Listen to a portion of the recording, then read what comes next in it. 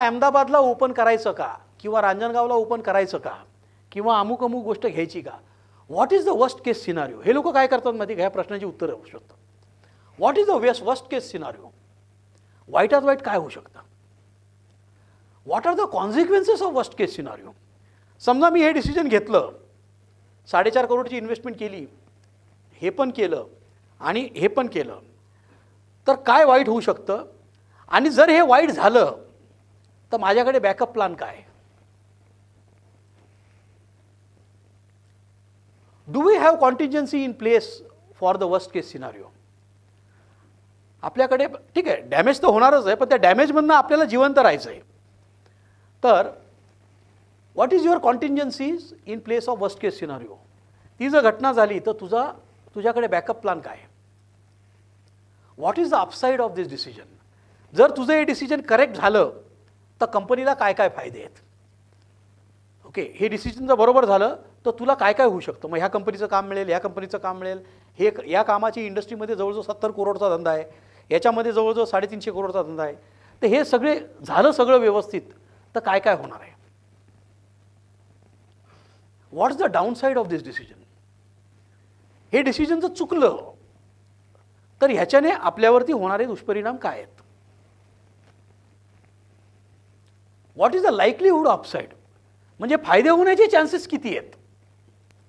याच्यामध्ये फायदे होण्याचे चान्सेस किती आहेत? What is the likelihood downside? ह्याच्यामध्ये निगेटिव्ह गोष्टी होण्याचे चान्सेस किती आहेत? याची एक्झॅक्ट उत्तरं नाही काढू शकत आपण, पण ह्याच्यावरती विचार करणं हा फार महत्त्वाचा भाग आहे. व्हॉट्स आउट ऑफ कंट्रोल? या सगळ्या गोष्टीमध्ये ना माझ्या कंट्रोलच्या बाहेर काय आहे? आपल्या कंट्रोलमध्ये म्हणजे आपल्या हातात काहीच, आपल्या हातातल्या गोष्टी आपण कंट्रोल करू, पण काही गोष्टी आपल्या कंट्रोलमध्ये नाही येतं.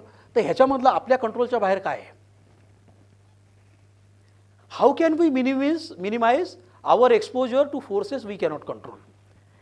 ह्या ज्या गोष्टी मी कंट्रोल नाही करू शकत त्याच्यापासून होणाऱ्या नुकसानचं कमी करण्यासाठी मी काय करायला पाहिजे? ह्याला अशी ब्लॅक अँड व्हाईटमध्ये उत्तरं नाही आहेत, पण ह्याच्यावरती तुम्ही प्लस 8 जणं, छोटी कंपनी असेल तर तुम्ही प्लस 4 जणं बसून विचार करणं, मंथन करणं खूप गरजेचं आहे.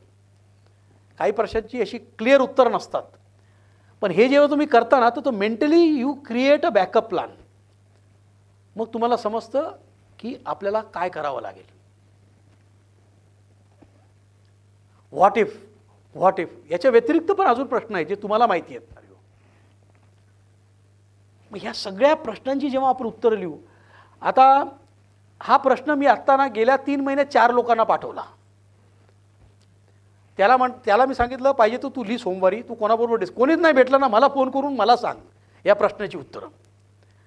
आणि मी इंजिनियर असल्यामुळे मला काहीच समजणार नाही, पण ते लोक ना मी जेव्हा जातो त्यांना ही प्रश्न विचारतो, ते लोक मला उत्तर सांगतात ना, मला काहीच समजत नाही, पण मला उत्तर सांगता सांगता त्यांना उत्तर सापडतं. जेव्हा तुम्ही एखादा प्रॉब्लेम दुसऱ्याला व्यवस्थित समजावून सांगता ना तेव्हा ॲक्च्युली तो प्रॉब्लेम तुम्हाला नीट समजतो. कारण आपल्याला सेंटिमेंटल आणि इमोशन्सच जास्त असतात, पण त्याला समजून सांगताना आपण मेंदूच्या हिशोबाने समजावून सांगतो, तेव्हा समजतं की प्रॉब्लेम तेवढा मोठा नसतोच.